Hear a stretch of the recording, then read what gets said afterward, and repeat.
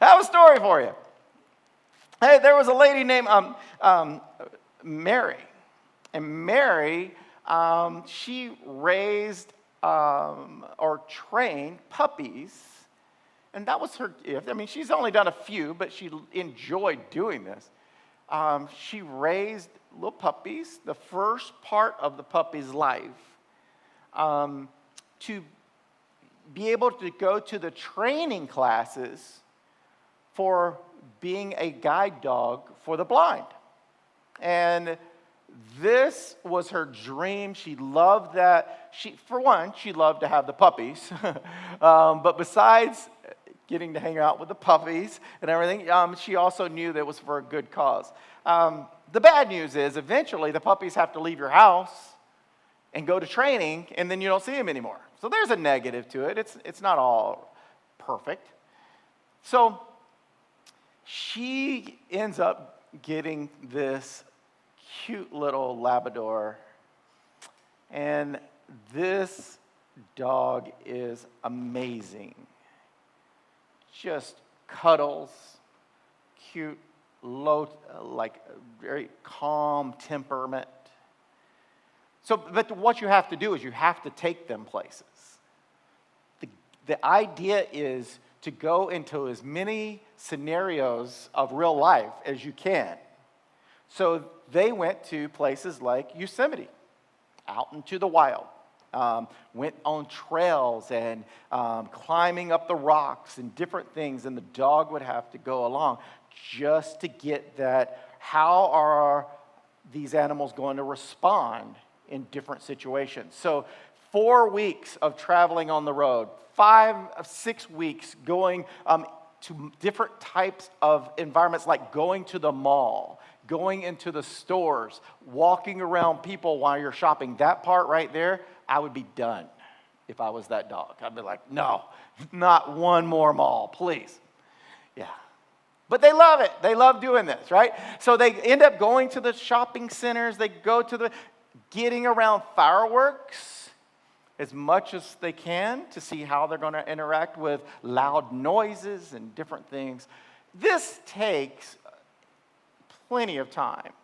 So many months, even a year, and eventually it's time for the dog to move on to the training. Unfortunately, Larry was the name of this lab. Larry was a perfect dog except for it would bark. Somebody comes to the front door, barks. Randomly, just laying there, starts barking. It can't do that. These dogs have to be of a temperament that they're not going to bark for anything that's out of the ordinary. That's like somebody coming to the door. You don't bark because of that. There has to be a reason. And she tried her best. Mary just kept trying to say, look, you have to not bark. Eventually, it got to a point that Mary realized this dog's never going to not bark. It's just not going to happen. But the time came to where it was time to transfer to the training center. They took Larry down and made the transfer over from the house environment to the training center. Mary just came right out and said it. I just want you to know this. Larry's a barker. I've done everything I can, but randomly just barks. They're like, well, we'll do what we can. Do what we can with what we have, right? Let's give it a shot. So they took Larry in, this nice Labrador, and just began the training process. And the communication between Mary and the training center is pretty open because she's known there. So they'll call and tell her how things are going with her dogs, what could be changed, giving advice, things. Time went a little bit. Should have gotten a phone call by now. And finally, they did call. And they said, hey, and she's like, so how's Larry? Oh, Larry's no longer here. Mary knew. It's the barking. Larry's life as a guide dog was doomed from the beginning. It hurt her. And the fact that they just let Larry go, that also hurt, because she hasn't really been to that part where her dog that she wanted to make it didn't make it, and then it's like, then he's just gone. Now she's not going to see the dog again. I mean, it's a whole trauma for the owner kind of thing, right? Just to switch gears a little bit, have you ever read the Bible about disappointments? It's all in there. Disappointing times are in the Bible. People disappointing is in the Bible. There's this story about Joseph. His dad loved him. This is in Genesis, Genesis 37, in the 30s. Joseph was loved by his dad. Had a great plan for him. But Joseph was gifted. He was given a gift from God. And that made his brothers very upset.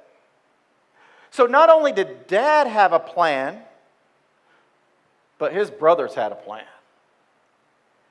And Joseph's brothers planned to get rid of Joseph. Some of them even wanted to have him killed. And they were okay with doing it. But then there was at least one that was saying, no bloodshed. So the plan changed a little, but not by a lot. They ended up selling him off as a slave or whatever they wanted to do. Just get rid of him. The dad, on the other hand, who had some great plans, also knew that Joseph was upsetting the brothers a little bit and tried to calm it all down, but now he's missing. It's disappointing. It's saddening.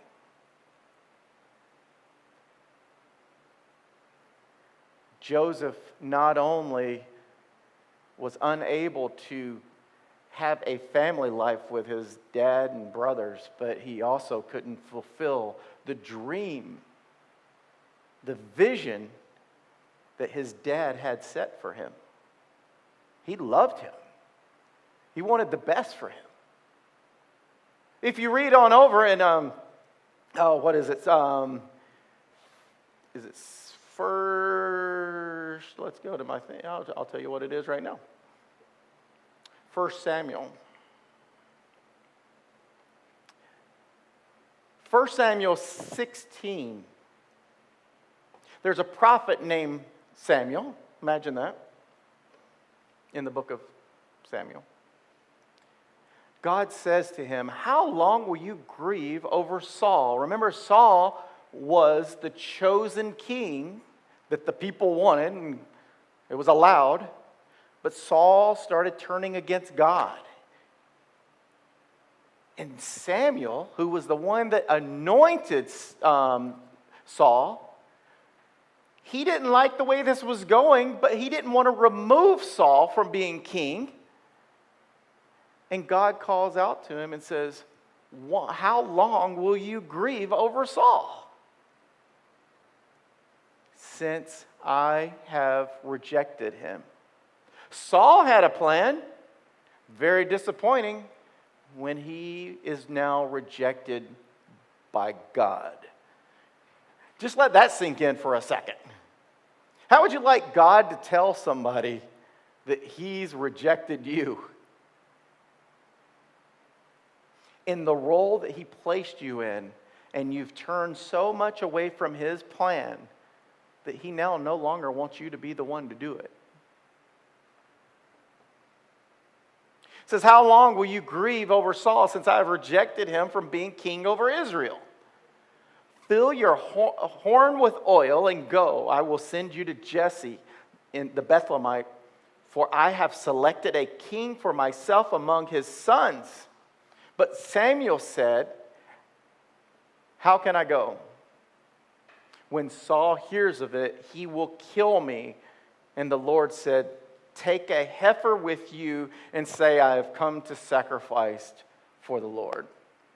Samuel now has to do one of those things, which is uncomfortable with being a Christian. Guess what? God's going to call you to do things that are uncomfortable, out of your comfort zone. You're going to have to decide, am I going to be obedient to God or be obedient to my fear and uncomfortableness? That's a choice we all have to make. Samuel is obedient, and he goes to Jesse's house, and he knows that he's going to anoint one of Jesse's sons to be king. This is interesting because Jesse has a few sons. They're not bad-looking guys. He's raised some good-looking boys, some strong-looking boys. So Samuel walks in and says, Jesse, nice to meet you. I'm going to anoint one of your sons as king. You see this? God had a plan. Samuel was obedient, but in the obedient time, he also has a plan. And then there's Jesse, who just heard the news, and now he has a plan. Everybody seems to have a plan. Jesse says, okay, Samuel, what do you want me to do? I want you to bring your sons and let me anoint the one that's going to be king. As soon as Samuel saw Eliab's just like this guy. Dude, you look like a king. That's going to be him. As soon as he looks at Eliab and is confident that that's the one, God, with his amazing, powerful voice, says to Samuel, do not look at his appearance or at the height of his stature, because I have rejected him. Moving on. All right, Eliab is not it. How about Abinadab? He passes before him, and Samuel's like, well, not too bad. Maybe not as good as Eliab, but hey, without making any rash decisions and quickly deciding, God quickly says, not him either.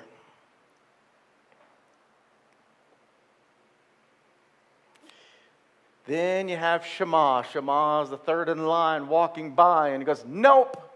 He goes through the rest of his sons. Nope, nope, nope, nope. That's all we have here. All of a sudden, do you think about the doubt that's going through your mind right now? If you are Samuel and you just went to Jesse's house and you said to Jesse, Jesse, I'm going to anoint one of your sons as king. Jesse brings out his sons. Here's the line of all my sons. And then you went down the line. Nope, nope, nope, nope, nope. And we're done. Imagine, let me start with that. Could you imagine how Samuel would have felt when he just told Jesse, Jesse, one of your sons is going to be anointed king, and you just went down all of them, and none of them are worthy from God? He must be thinking to himself, oh my, what did I do? For one, I turned against Saul, who is the king, who could cut my head off for doing what I'm doing. Second thing is I just went and told Jesse I'm going to anoint one of his kids as king, but yet none of them fit. God's not telling me what's going on, and I'm doomed. Not only did I let Jesse down, who already has a plan for one of his sons to be king, I have to walk out of this house knowing I just disappointed everybody and made a big bad mistake. Probably, just thinking to myself how this would have probably went, he's probably sitting there going, Jesse, sorry about this. I made a terrible mistake. I misunderstood God. I don't really know what's going on. And he probably made his way towards the door when he hears that amazing, strong voice of God, which is probably going to go like this. Ask Jesse if he has any more sons. Jesse, this is probably a crazy question because I said to you, bring out your sons when I first got here. Could it possibly be that this is not all of your sons? That's probably when Jesse would have replied, we got the little boy out in the field. He's watching the sheep, but he's just a little boy. That's probably when Samuel looked at Jesse and go, are you kidding me? I'm sitting here feeling like I'm doing the wrong thing, and you have this secret son out there tending the sheep. Get the boy. And then as he's going out, hey, go get David, the little boy that is never going to be king. Could you imagine that conversation? Well, while he's going to get David, why don't we go ahead and eat? And Samuel replies, nobody's going to sit down and eat until that boy gets here. Don't you see what's going on? God had a plan. Samuel had a plan. Jesse had a plan. Jesse's plan just fell apart. His plan was that one of his strong, mighty-looking boys, as fine as they were, was going to be king. Probably a good thing, a good possibility that was just being a dad that was proud of his oldest boys. But it wasn't the plan that God had. See, we can all have a plan, but if it's not in line with what God has, you just have a plan that's eventually going to fail. Now, Samuel was a God-fearing man, not trying to do any wrong, but Samuel also had a plan. He was trying to play a place that you can keep Saul in the dark so you don't get your head cut off. Go over to Jesse, anoint this person right away, get it done, get out of there, and nobody gets hurt. But when he got in there and he thought, hey, the mighty, strongest looking, looks like a king guy, that's him. Well, God says, no, you keep looking at the outside. I'm looking on the inside, and it ain't going to work. All of a sudden, David comes in as soon as Samuel makes eye contact with David. The voice of God says to him, anoint that one. Could you imagine the thoughts that are going through the minds of those brothers and the dad and then Samuel? As they looked at this little boy who was out there keeping the sheep, not even considered to be the person that could be king. You hear me on that? It doesn't matter what your mom, dad, brother, sister, family, priest, preacher, teacher, president, enemy thinks about you. Because nobody thought about David when God says, go anoint a king. You understand what I'm saying? It doesn't matter what people think. If God's calling you to do it, it'll happen, it'll take place. He doesn't make mistakes on this. He wanted David, and nobody else was going to take that place. As soon as David came in and he was anointed king, there's still a problem. You got to get poor David into the place where he can be a king. And right now, there's a king that's kind of turning wicked, losing his mind, going a little loco. How do you get David into the place where he can be king? I know. That's what actually was said. Because the king, Saul, had some headaches, had some brain issues going on, seeing visions, hearing voices, all that kind of stuff. But what they found out was the playing of music, especially the harp, calmed his brain, calmed his thoughts. It calmed him down. Whenever they were saying, well, where are we going to find somebody that can play the harp? And then somebody remembers from a while back that there's this guy named David. He's just a shepherd boy in Bethlehem. Guess what? He plays the harp really well. Go get that boy. Do you see what's happening here? I don't want you to just read across this story. As we all grew up as kids in the Christian households, we know this story. If you weren't raised in the Christian household, this may not have came up. David was one of those childhood stories almost every Christian household tells. And we tell this story like this little boy, as a little shepherd boy, becomes the king. But we leave out all these details about how God worked such amazing logistics for this to take place. Remember, if David comes in as a king, he will be attacked by Saul. God didn't even have to do that. He brought David in to learn how to run a kingdom and to be in the right place at the right time by bringing him in to play music to soothe the mind of the current king. And he learned, for many years, he learned how to be king. It was great training. God had a plan, and that plan went forth. David eventually becomes the king, and an amazing king. I don't know about any of you, but the first thing he did, not even being king, just being as a little shepherd boy, took down this, you may have heard of him. They use it even at Six Flags on their roller coaster rides.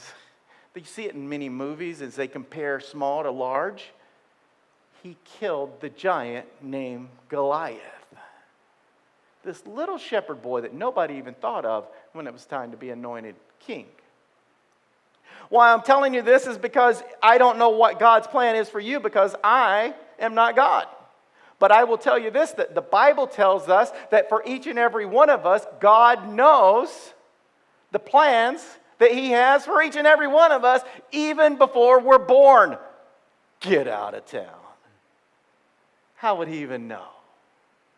How would God know about me and my plan before I am even born? My daughter and I had this talk the other day about, she was saying, how would God know what my outcome is going to be if at the last minute I change my mind?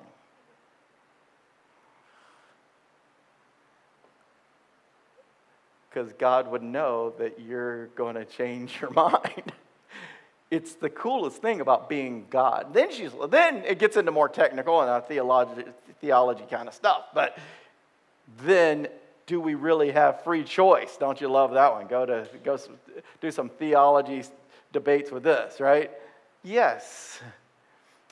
We, in our house, watch a series of movies or TV shows over and over again. Our kids love like these 3 shows, and it doesn't matter if I'm watching football or whatever, as soon as they get on the couch, they flip the channel over.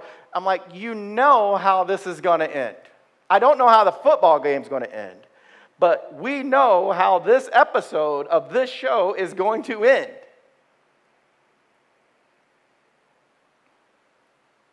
Guess how it ends? The same way every single time.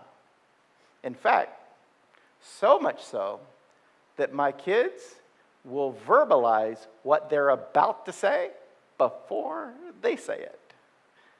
I'm like, why are we watching it? It's all in your head. But we watch it. And it's still entertaining, I have to admit. I still, at some times, say, oh, that's pretty cool. I knew that was coming, but it was still pretty cool. Imagine being God. Like watching a series that you've already watched before. Except he's not watching it over. He just knows how it's going to end. He's not changing it. We don't get in there and change the TV show. It's going to end the way it is.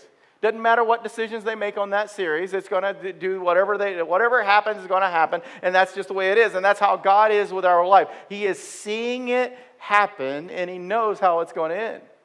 Even if a change happens, he knows how it's going to end. That's what being God is. It's being just stinking amazing. We're not like that. We don't even have that ability whatsoever. But that's why we're not God. So whatever God's plan is for you, he knows how it's going to end. You say, but what if I chicken out? Guess what? God already knows that. What if I go a long way around to get to where he wants me to go? He already knows that. What he is saying is be obedient and follow him. For example, Saul, the king, was initially a God-fearing person. But whenever he got in there and got his ego going, he went a different direction. Walked away from believing in God. A lot of bad things happened. Guess what? God knew it. God knew that was going to happen. Did he change it? He didn't say, you know what? For all you people, he's going to change and he's going to go a different way, so I'm not going to put him in there. No. He still went with it. He's still with the people, but this king is going to wig out and go against God. But guess what God's going to do? But whenever we get to that time, I got a little boy watching the sheep, and I'll put him in there. And he's going to come in and take over. See, God had a plan. Even though he had a plan for Saul, he also had a plan for David. What's his plan for you? Have you walked away from his plan? Do you know that he has a plan? Are you like Saul, where you're not following his plan, you're doing your own plan?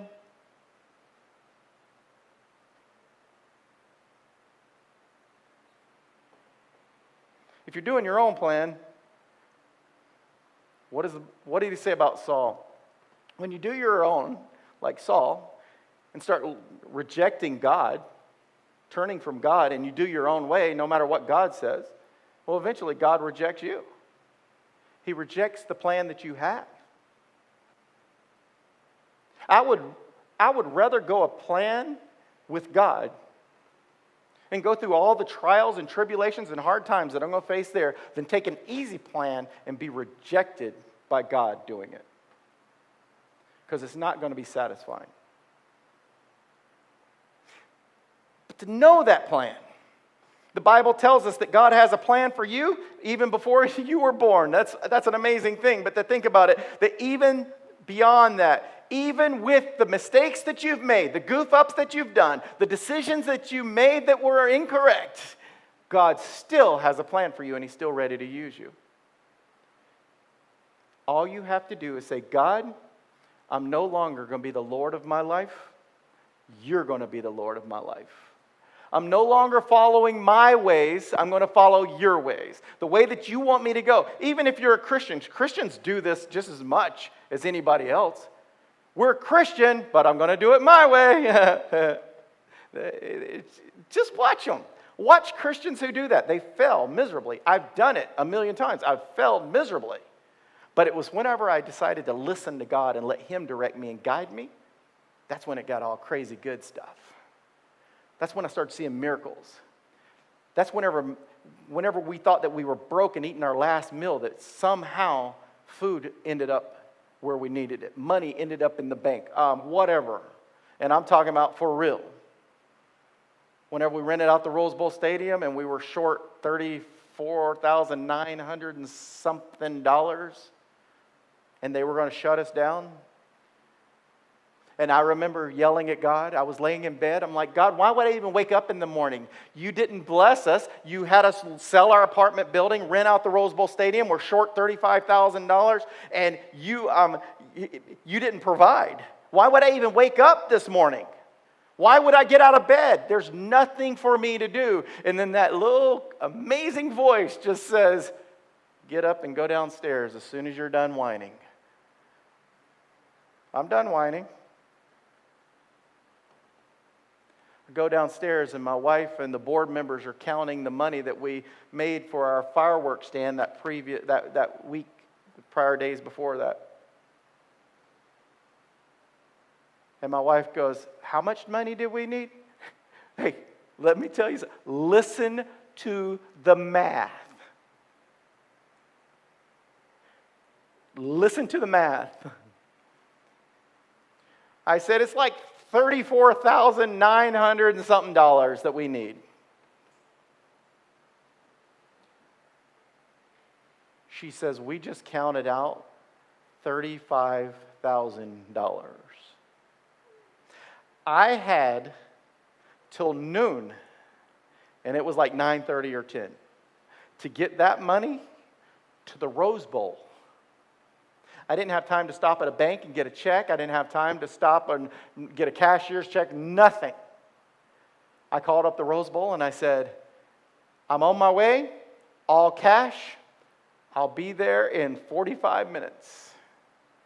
I jumped in my car and we got there, and they had to get a whole meeting room so that we could scatter coins, quarters, nickels, pennies, all that stuff, with a bunch of ones and 50s and 20s and hundreds, and they could count each and every penny. God's good.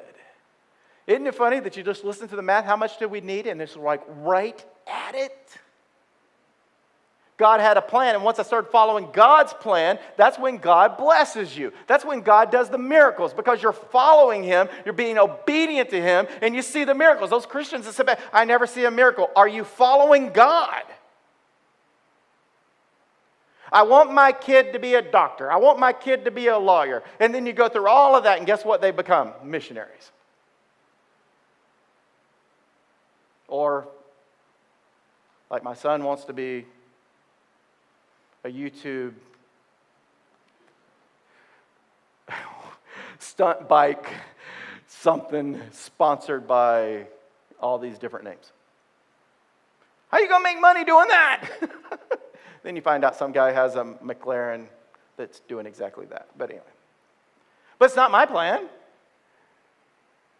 But what does God want with my kids?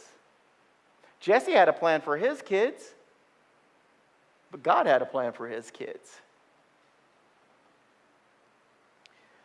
What's the difference of being obedient? Even as a parent, you want the best for your kids, but there's a point where you turn your kids and your family and your own life over to God and say, God, you lead us. I'm out of the way. You lead us. And then what's the point of where you as your own self say, God, I'm out of the way. Take me, lead me. You direct my life. That's what being Lord of your life means. Whoever's in charge is the Lord of your life. It can be you. You may be the one that is standing between you and God. It may not be porn. It may not be greed. It may not be all these other sins that everybody talks about that are so terrible in our society. It may just be that you are standing in the way because you won't turn over the keys to your life completely. And it's as simple as saying, God, I'm following you. Just guide me. It's that whole change of life to say, what's the plan? You know, Mary had a plan with this dog. This dog was going to go and be a great dog for somebody to help them as a guide dog for the blind. It's a wonderful plan. It would have worked great had the dog not barked so much. You can't have the dog barking at everything. You need to be able to train this dog so that it does not bark, and it just did not happen. Larry kept barking all the time. Randomly, I suppose. Whenever Mary called up and said, hey, how's Larry doing? They said, he's not here any longer. She's like, knew it. It's because he barked so much. Well, I gave it all I could. They go, no, he's not with us anymore. We sent him over to the Veterans Society that has a group that for the soldiers who have PTSD. And we found out that dog has so many amazing gifts. That dog is incredible. Larry was one of the best dogs for this group. Said, we had to. And she's like, what? But the gifts and abilities that dog had, as we were training him, Larry's amazing. So we sent him over to that. So they gave him the contact information, so she was able to call over there. And they said the same thing. They said, Larry is one of the best dogs we've ever had. Right now, we just put him with a new owner. Well, there's a rule.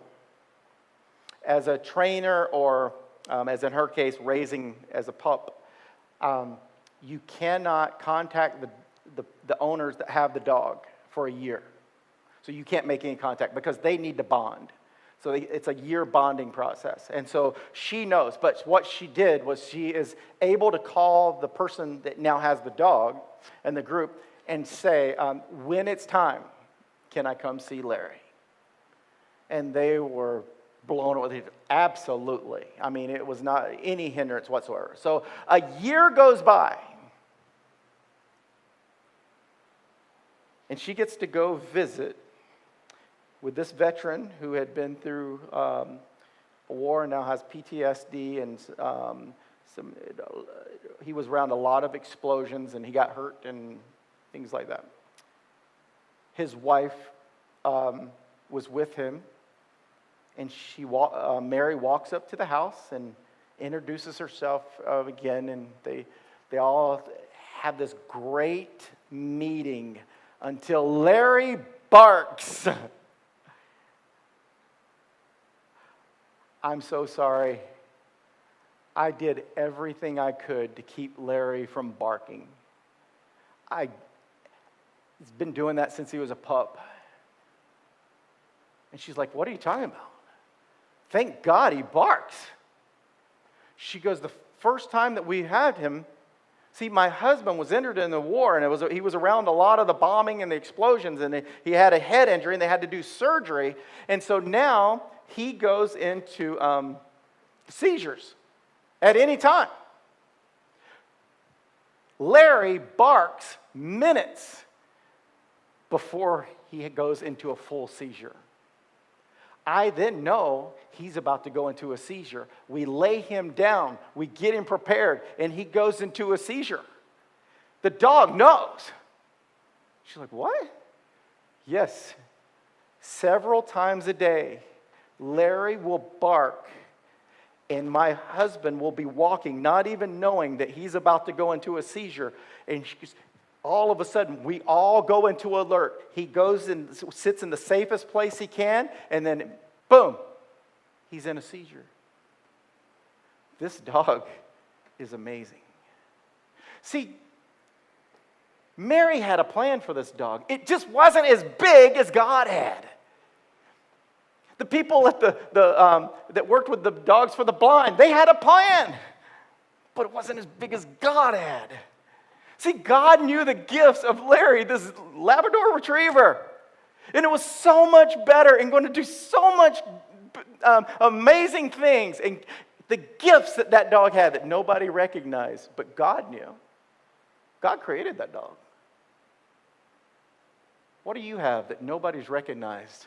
What gift do you have that not even within yourself you can admit that you know what you have?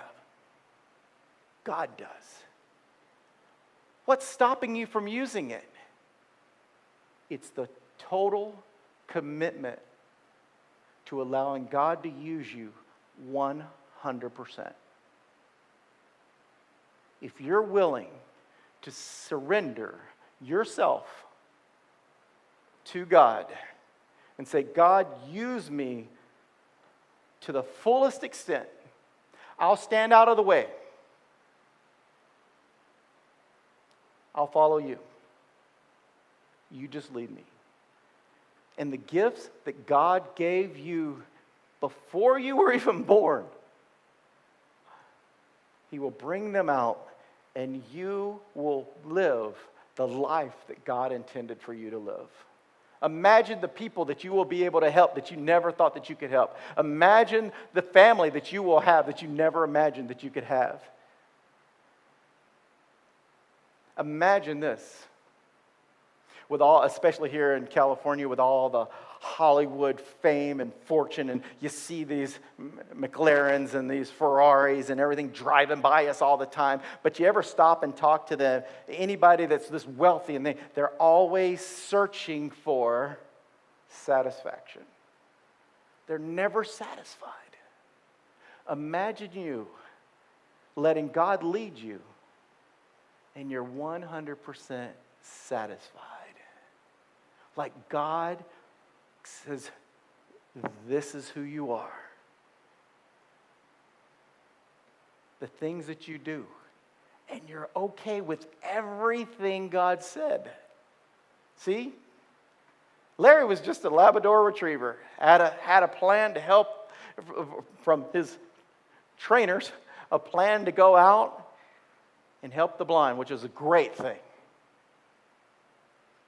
But to save somebody from, as they're having seizures, to know it before they even know it, it's an even better thing.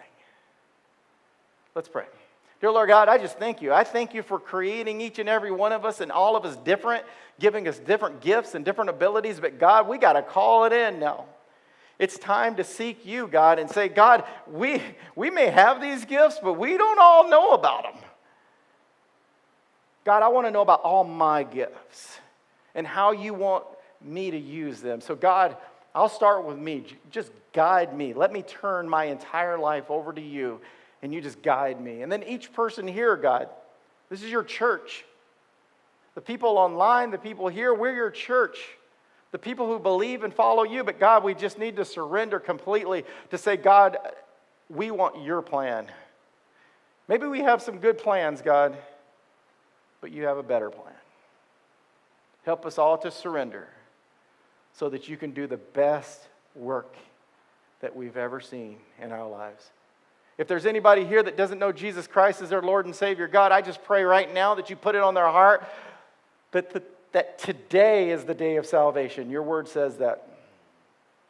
Today's the day they need to make the choice. And it's a simple solution. You've already died on the cross. You rose from the dead. You paid the price for any sin that they've committed. But now they have to make the choice to turn over to you and let you be the Lord of their life. The Bible says if we confess with our mouth that Jesus is Lord and we believe in our heart that God raised him from the dead, God, that we will be saved. And God, we just pray right now that people that's coming to you, maybe they don't know much, but they know enough to know that you died on that cross and you rose from the dead. And through you, we can be saved. And the next steps are just to follow you and be obedient to you. God, if there's somebody that prayed a prayer and asked you in their life, God, I pray that you put them with Christians, believers that can lead and direct them closer to you, God. Help them to open their Bible and begin to read and pray and talk to you, just like they would their friends, but they're talking to you, God. To read your word, to listen to you. Pray all these things in your name. Amen.